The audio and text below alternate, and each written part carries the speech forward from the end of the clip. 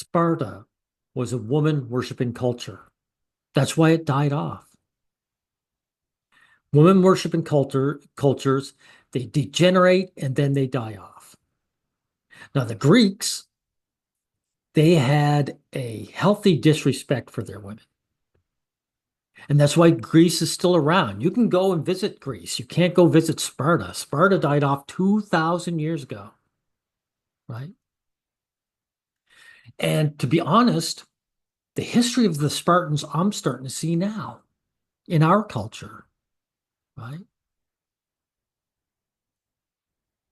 Now, what happened?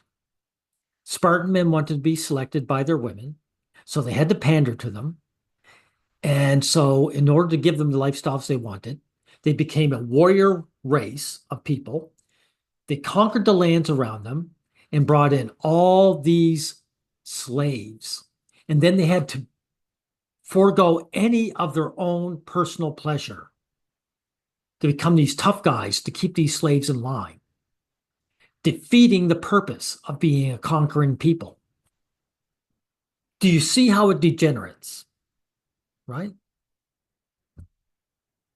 Now, tradcons love the movie 300, right?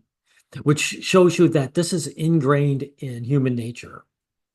Now, I'm going to play from this documentary. And this is important because, for one thing, this woman, she talks about Spartan women having equality. But when women use the word equality, what they really mean is inequality for men at women's advantage.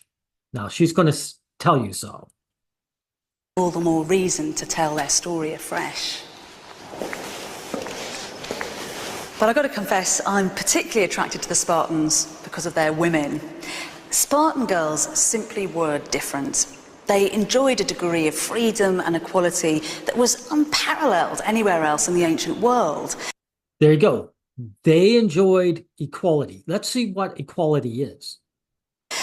Young Spartan girls, oiled head to toe in olive oil, would exercise naked in the gymnasia and sing to one another of their beauty. So equality right now is living a stress-free luxury lifestyle. They were allowed to drink wine, they were allowed to ride horses, they were allowed to own land. And then when you got older, if you thought that a younger man would sire healthier offspring, then you were allowed to take him as your lover. They were fit and they were feisty. While all the males of society were off in their training camps, women dominated the Spartan streets and they had a real say in the running of their state. While men were off in training, women were living at large in Sparta. And they were in the streets and they had all the say in the world. If they had all the say in the world, which they did, how come they fostered such an unequal society?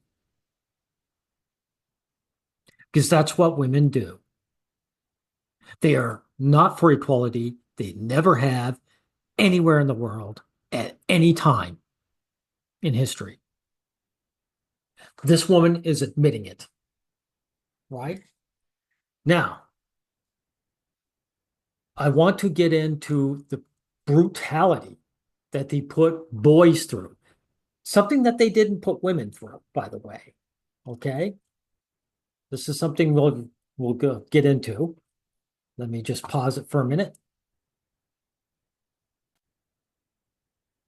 Now, in this movie 300, Leonidas describes other Greek states as boy lovers, when their culture is the boy lovers, right? Let's hear this. Women and men in Sparta were used to living separate lives. At the age of 7, boys would be sent away to the agogi. 7 years old, not even puberty, right? So they had no childhood. Tough, uncompromising Spartan system where they'd be schooled in the art of war. This is something women never had to do, ever. And this includes Spartan women. They are not schooled in war, right? This is an unequal society, 100%. Male bonding wasn't just encouraged, it was compulsory. At the age of 12, a boy was paired with an older man, usually one of the unmarried warriors, aged between 20 and 30. This man would have looked after the boy's material needs and was responsible for his care and conduct. He was a surrogate mother and father, as well as a teacher and mentor. But he was also a lover, for institutionalized pederasty was a part and parcel of life for the Spartan warriors. There you go. This is how degenerate it is. These aren't the odd gay man who was born that way, enjoying gay sex.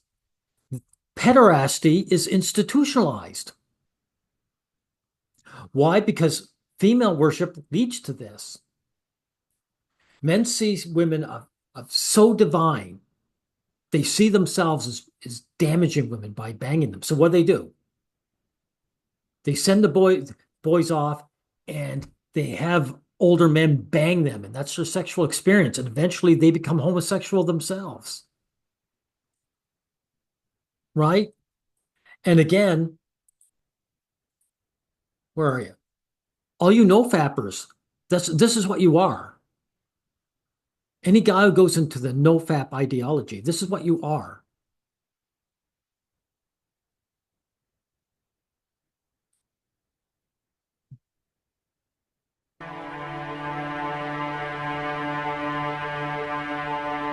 These intimate relationships seem to have had lasting psychological and emotional effects on the men. Wow. Rape culture for guys damages their psyche. Strange about that. When women talk about rape culture, they try to say it's about women getting raped, but it's not. Rape culture is 100% for men and men only. When the time came for them to get married, it must have been a difficult adjustment to make. But the pragmatic Spartans came up with an unusual way to help them through their wedding night. The Spartans practiced a custom called marriage by capture. On her wedding night, a bride would have her head shaved, like a small boy in the agogi. She'd be dressed in a man's cloak and sandals and left alone in a dark room. Meanwhile, her husband would quietly leave the common mess, come to her, lay her down on a straw pallet, have sex with her, and then slip back to sleep with his comrades as usual. Wow, that's utterly disgusting. So they warp these boys' sexuality. Right? This is tradcons, Sparta. This is who you worship. This is who you put up as a pedestal, as someone to emulate. And you know something? I think you guys do emulate them. Like I said, no fap. You guys put women up on a pedestal. You see them as untouchable, that men harm them through sex. And so you start behaving in ways that degenerate your minds. Right? So the sex in Sparta was strictly for cranking out babies. And it's a caste system. The male baby is a little slave. The female baby is the aristocracy. This wasn't just a quaint wedding night ritual. It could carry on for months or even years.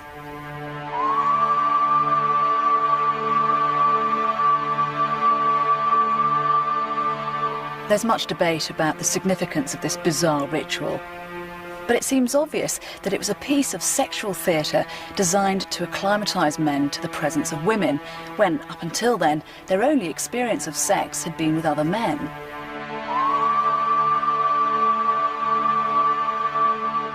And yet, however hard the Spartans tried to make marriage more palatable to their young men, persuading them to do their duty could be problematic.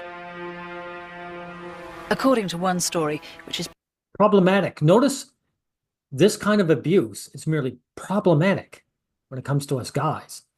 If this was happening to her sex, she wouldn't be using a simpler, a pathetic little watered down word like problematic. She'd be using words like horrific. Probably exaggerated, but too good not to repeat. Spartan women would beat men about the head and then drag them around an altar to get them to commit. There's another more credible account that goes a bit like this. Unmarried men were stripped naked and forced to march around the marketplace in the middle of winter, singing a humiliating song about how their punishment was just and fair because they'd flouted the laws. Sparta was no place for a confirmed bachelor. Sparta was no place for a confirmed bachelor. But he wasn't allowed to have sex with women until he got married. And he was banged up the posterior by other men. Right? See how degenerate this culture is?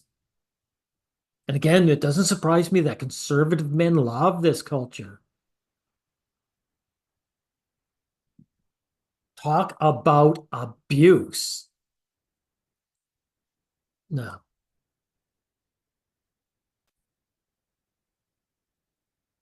No.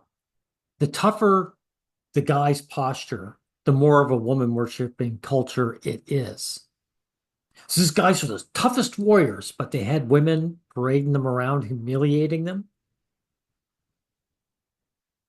Reminds me very much of like the late 1800s, where a guy who was beaten by his wife would be paraded around and abused by his neighbors. Seems like nothing has changed, has it? But anyway, this adds to the abuse. These women who don't have to be, they don't have to put their lives on the line. They never have to be brave ever in their lives. Get to shame men. They white feather these guys.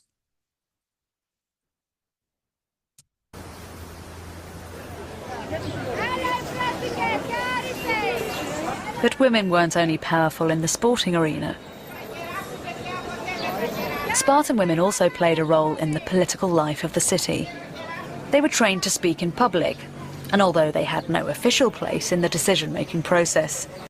No official place. See how it is? These women are dominating. They don't need official titles. Leadership is for the working person, and these women don't work. Just like they don't now.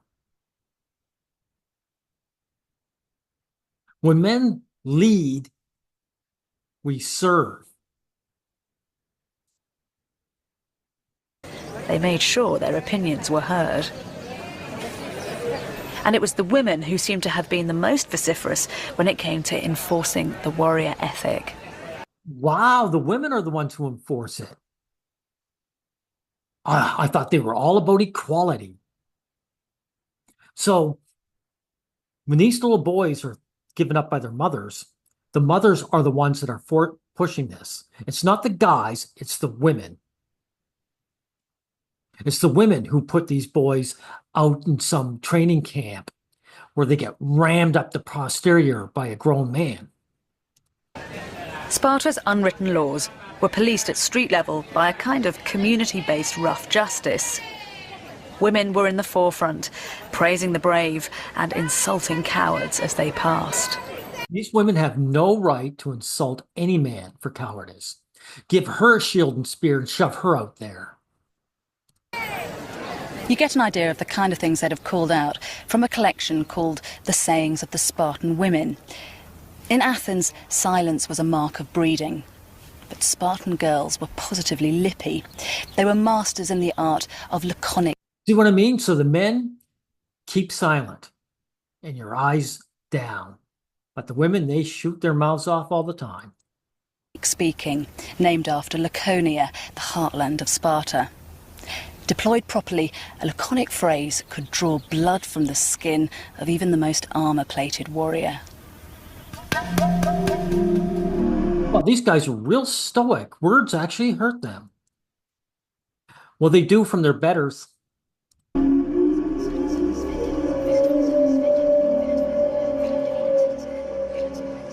When a warrior was describing the brave death of his comrade, a woman said, "Such a noble journey. Shouldn't you have gone too?" See what I mean? They're wishing their own men dead.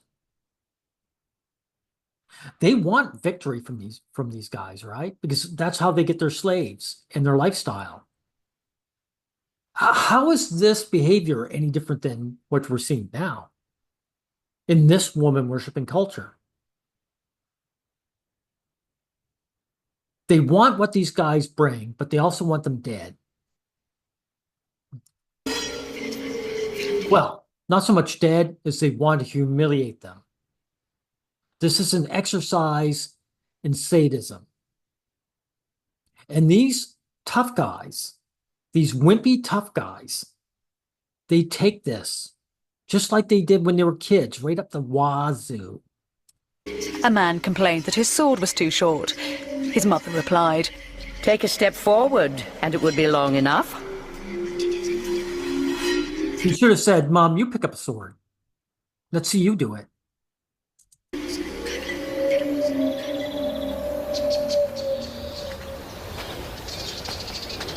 although Spartan women enjoyed freedom of speech and financial liberty, it would be a mistake to paint a picture of Sparta as a kind of feminist wonderland. Bullshit.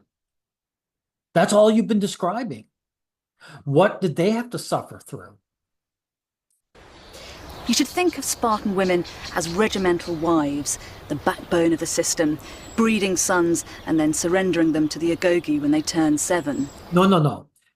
Breeding sons, then pushing them out there, not surrendering them. We heard what women think of their boy children and their husbands. Because Sparta was constantly anxious about its decline in birth rate, every Spartan boy must have been the apple of his mother's eye. Declining birth rates. Where have we heard that before? This is all supposed to be brand new, guys. You women worshiping pieces of crap. You tradcon pieces of crap. This is all supposed to be brand new. And modern women, they were doing it 2,000 years ago. Helots were there to do the domestic chores, and there was plenty of time to dote on little Leonidas. Yeah, the helots, the slave boys, they were there to do all the women's work for them. And then their male citizens, they were there to do all their work for them. By the way, here's another thing. Spartan women approximately controlled 40% of the agricultural land. You know why? Because they were allowed to inherit, unlike all the other Greek women, right? But what happened? They would marry some fool.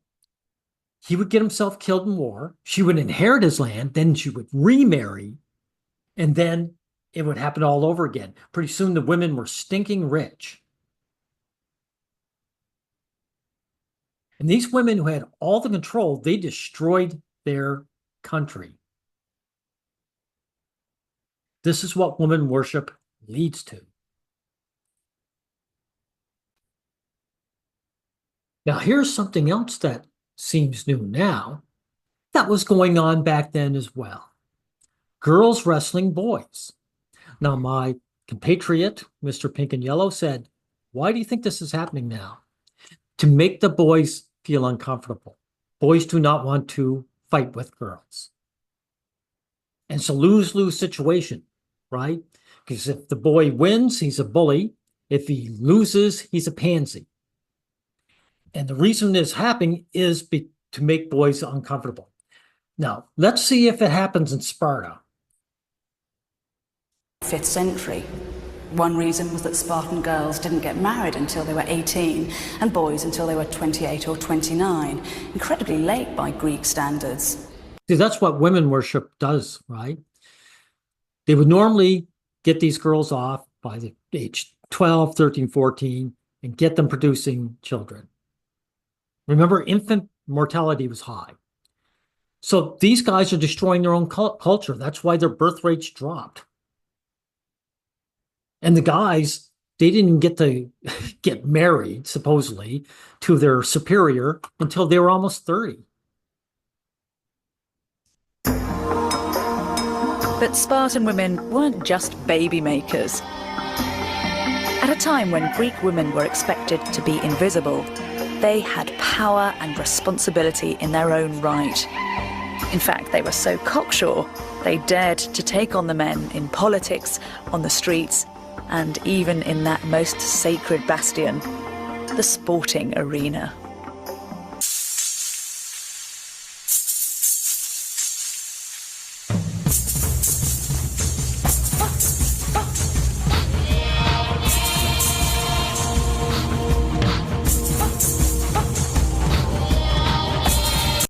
So, you see, this is over 2,000 years ago, isn't it? And this woman-worshiping culture had women who would humiliate guys by wrestling with them. But these women didn't go to war, right? And they didn't get abused in some training camp either. So again, how is this modern? How is this behavior modern? It's not modern. This is what all cultures do. What happens to them when they place women above men, right? Now, the Greek men knew better. Let's see what they had to say. Conservative Sparta was positively radical. If you were a woman, life in 5th century Athens can't have been much fun. It was always more fun than the guys. So I don't care, lady. The city may have been at the cutting edge of all that was good in art, architecture and democracy, but these were intended for the consumption of men. Female... By the way, this is a real looker, this woman, Bettany. That's why they love showing her move around. Achievement consisted primarily of playing the part of dutiful, shadowy wife. In fact, in most of ancient Greece, women were expected to be neither seen nor heard. The historian Xenophon recommended that they stay indoors, and for the orator Pericles, it was shameful if they were even mentioned in public. Athenian women led a very sheltered existence. Apart from training for domestic duties... How were they any more sheltered than the Spartan women? The Spartan women had male slaves to do all their work for them. They never had to war, they never had to suffer, so how were they not sheltered? They were given as little education as possible. In a society where women had no say, education must... Bullshit. These women had just as much say as the Spartan women, actually. Like I said, all their political maneuverings was done behind the scenes. Have seemed at best pointless, and at worst, dangerous. As one... This is a lie. There's no danger for those women. Greek women were fine. Comic poet put it. Teach women letters? A serious mistake. Like giving extra venom to a terrifying snake. An Athenian girl could be married off as young as 12 to a man chosen for her. She'd be taken away from her family and would disappear into her husband's house. Yeah, but she wasn't abused there, though, was she? She didn't have to engage in homosexual sex or get beaten up. Well, here's a disturbing thing. Sounds like a tangent. I was going to use this particular video because they mentioned what those boys went through. And I had it down here, and all of a sudden I noticed my comment was gone. And then I said, oh, there's no problem. I'll just go through the work of listening through. I listened through this 3 times and I couldn't find it. I don't think this is just paranoia. I think someone, the creator of this, the channel owner, saw my comment, erased my comment, and then altered the video. Because this guy talked about what those young boys went through. the hell they went through. And now it's not a part of this anymore. Anyway, back to the topic. A woman's role was to manage. Oh, by the way, to talk about education, you guys realize the Spartan men, most of them were illiterate. Because these tough guys, they didn't believe in education. They believed only in war and self-sacrifice for their women. So you see, Greece, when they educate their men, they produce a long-lasting society. The family and do the chores, grind corn, wash or bake bread. Rich women who had slaves to take care of the drudgery would spin and sew. There you go. Hey, they weren't really abused. Rich women didn't have to work at all. Their work was kind of like a hobby, right? There would be the occasional sortie outside, to attend to domestic matters or go to a religious ceremony. But basically, life was confined within four walls. Bullshit. These women visited each other all the time. They weren't trapped there. These women go and see each other and work with one another. That's who they want to be with.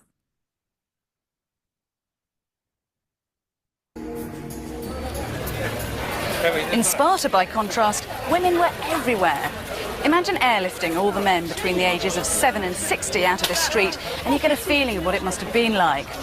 Yeah, airlifting. All the men weren't on the streets, eh? Right. Why? Because they were out of sight and out of mind, only they were being abused the whole time. Absolutely abused. So there's no comparison here. For a start, there were more girls than boys because they weren't victims of a state program of infanticide. Yeah, hear that? Hear that, guys? They were talking about like throwing babies away. But notice it's happening to the guys here. So there weren't enough guys to go around. All you guys who talk about, all you trad cons who talk about male disposability and what, biological reductionism, right? You really only need one guy for every 10 women. Well, here was a society where it was skewed towards women, and that society did not do well, did it? Because these women didn't go out and conquer and bring these slaves in and keep them in line. Their men did. And if men weren't away fighting or training, they were relaxing with their male colleagues in the common messes. Women would have dominated the day-to-day life of the city.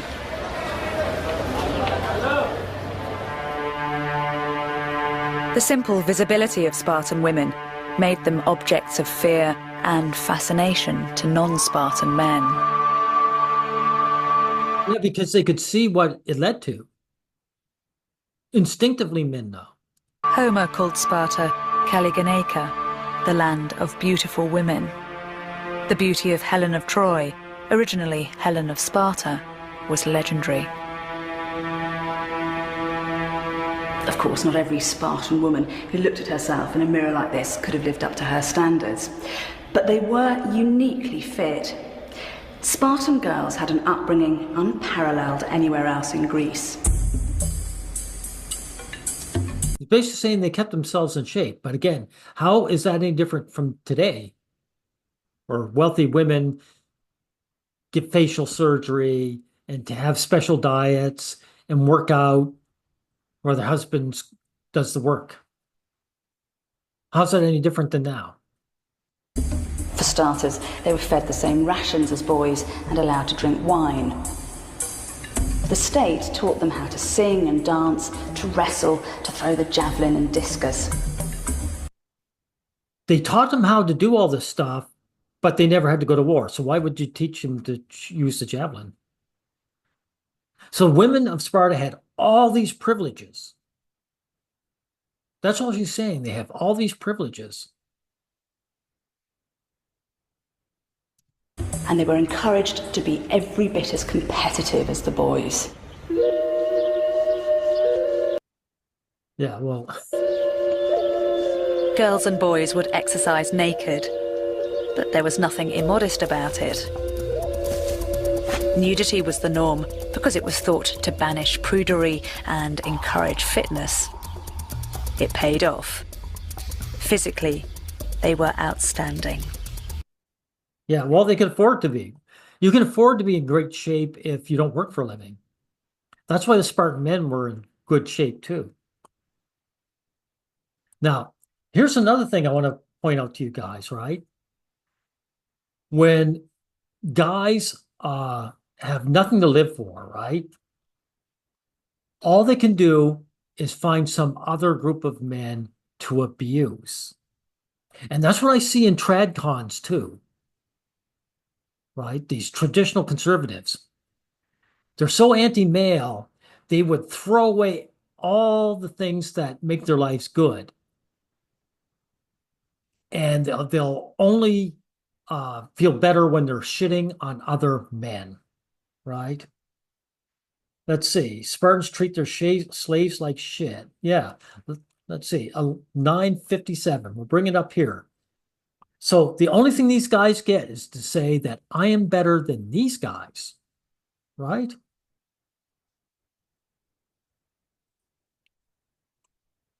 Absolutely. The life of the helots is, by any standards, terrible.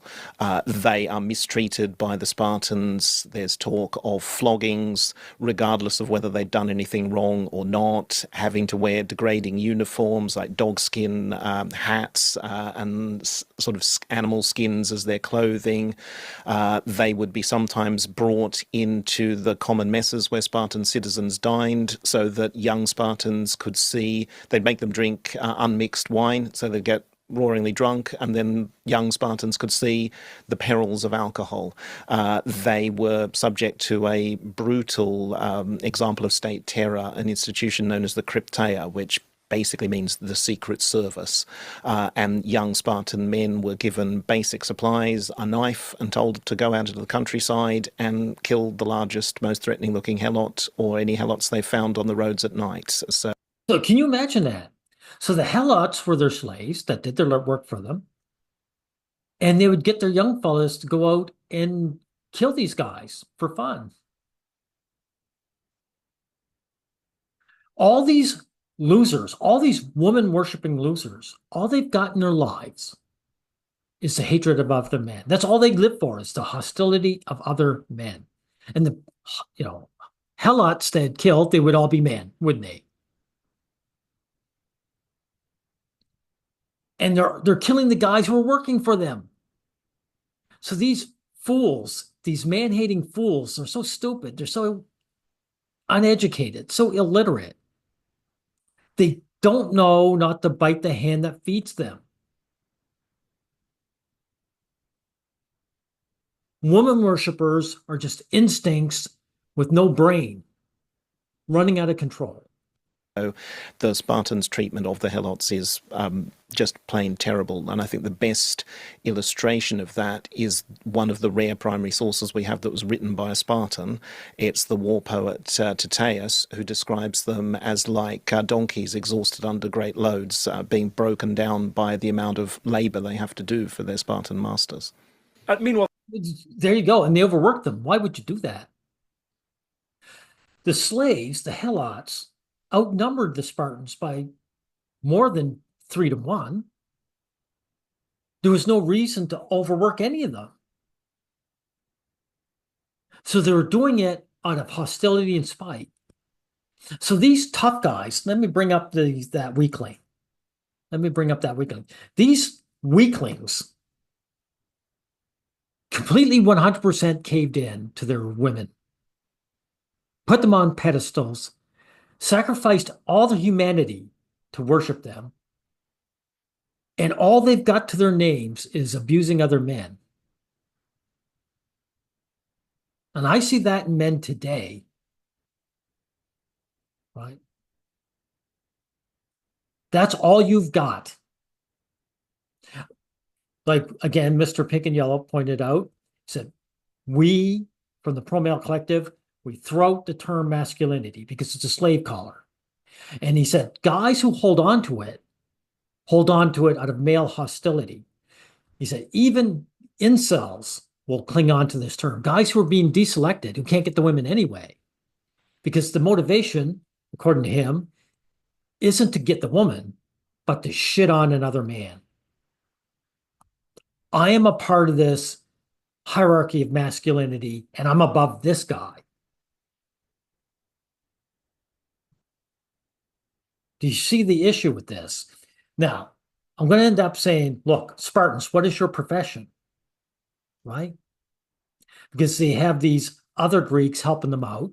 And he asked them, hey, what do you do for a living? The guy would give his profession, say, oh, I'm a potter, I'm a blacksmith, or whatever. And then he'd say, Spartans, what do we do? We're warriors, right? But warriors don't make anything. They don't create anything. Godhood is creation, not war. So again, these guys degenerate. They're not good for anything. They're losers. The Greeks, when they were done warring, would say, yeah, I'll go home and I'll make something. These losers are only good for stealing from other men. They're weaklings, right? In fact, let's get into this. There should be one here. Just a minute, I'll find it.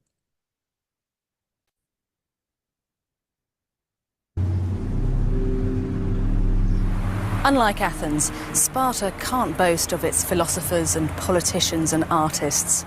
It's famous for two things: its frugality, which is where we get our word Spartan from, and its fighters. In everyday Sparta... You hear that? They don't have any writers or politicians. They didn't even have architecture, guys. They didn't even have architecture. I think I've got that down here somewhere. Didn't build great architecture. 220. Let's get there. But for a historian, the Spartans pose a problem because they just left so few written records. Unlike the Athenians, they were terrible at their own PR. They didn't build grand architecture that we can then analyse to try to get to know them better. Yeah, see, they didn't build shit. These woman-worshipping warriors, they didn't build shit. They're no good for anything. But that makes them all the more intriguing and all the more reason to tell their story afresh. What it makes them intriguing, right? It's so intriguing, these illiterate savages, these bloody thieves. They can, all they're good for is stealing from other men who work for a living and giving it to their women who spit on them. What a bunch of losers. What a bunch of devolved troglodytes. Oh yeah, don't forget that they're also homosexual pederasts too. And of course, this woman, she loves all this shit. She loves all the female dominance and the male homosexuality and the pedophilia going on. Man, woman, you make me puke. What is it? Bettany Hughes. Anyway, I think I've made my point. Anyone who worships, or any guy who's a fan of 300, is a loser. Because this is a serious piece of propaganda, right? These tough guy warriors, they were real men. They were so real men that their society collapsed. They died off because the women who were in charge didn't want to get pregnant all the time. Sound familiar, everyone? And so they weren't producing enough people. Also, they were throwing any guys out, any male babies that they had any kind of flaw at all. So they're also shrinking up the male population. That's why it died off. And frankly, it deserved to die. These subhumans deserve to have their culture die off. Oh, one other thing. I want to show you something else too, because this is important. The tough guy act always falls, right? There was a case where the Spartan men surrendered, and there was no one around to shame them. And there was no women around to shame them. They were honest and say, no, I want to live, right? 139, 1.9. Let's get in here. I want to show you this. 131. Yeah, right there. Mini Thermopylae in the making. Over 50 years before, King Leonidas and his 300 hand-picked troops had sacrificed their lives for the glory of Sparta at the Battle of Thermopylae. For the Spartans on Sphacteria, there was no higher ideal to aspire to. Hopelessly outnumbered by the Athenians, this was their chance to emulate the heroics of their grandfathers. And again, why were they hopelessly outnumbered? Because women didn't want to bother getting pregnant and producing these boys. Also, these hostile guys, they would prevent other guys from becoming citizens. It's, what's that expression I'm thinking of? Status hoarding, right? Men who are hostile to other men hoard their status. You can't be one of us. Only I can. bring honor to the state. They knew exactly what was expected of them. A heroic struggle, a beautiful death, the final test passed. But that wasn't what happened at all. The Athenians were far too smart. They held back for a while and then politely sent over a herald to ask if the Spartans would like to surrender. And unbelievably, that's exactly what they did. It's only unbelievable to you. This is totally believable to me. This isn't the first instance I've heard of this in history. All these tough guys that say, I'll go down swinging. They don't. They want to live.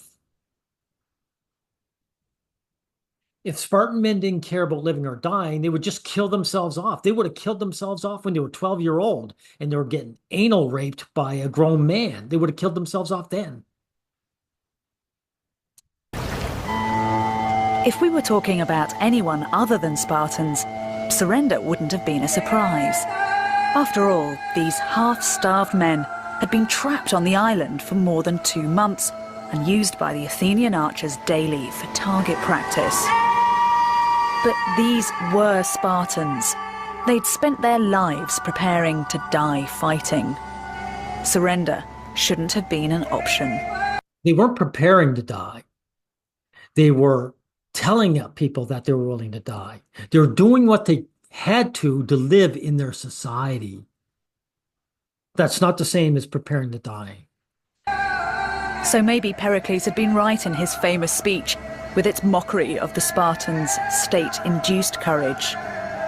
On this occasion, that manufactured bravery had been undermined by the tactical nous and mind games of the Athenians. Yeah, that guy made a point, right?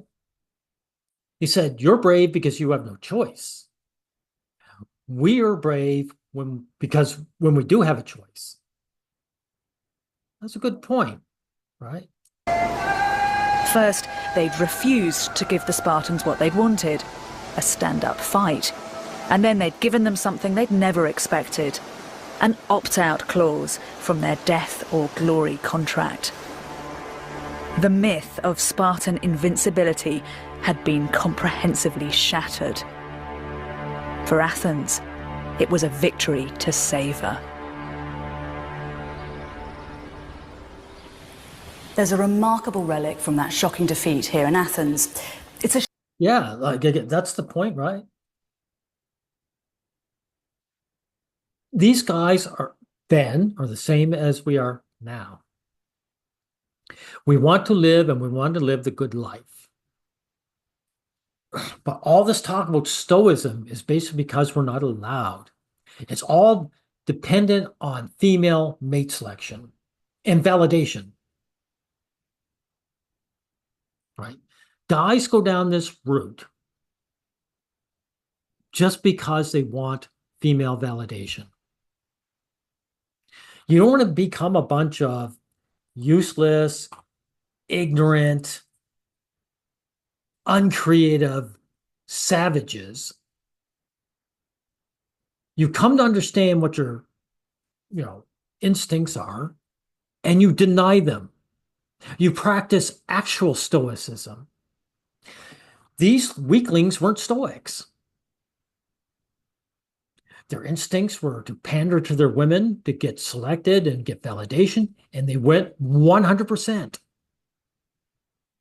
until they became a mockery of humanity and their society died off. Now, you guys think I want that for myself? No, I don't. And you have to be a complete loser to think 300 or the actual Spartans were any good at all.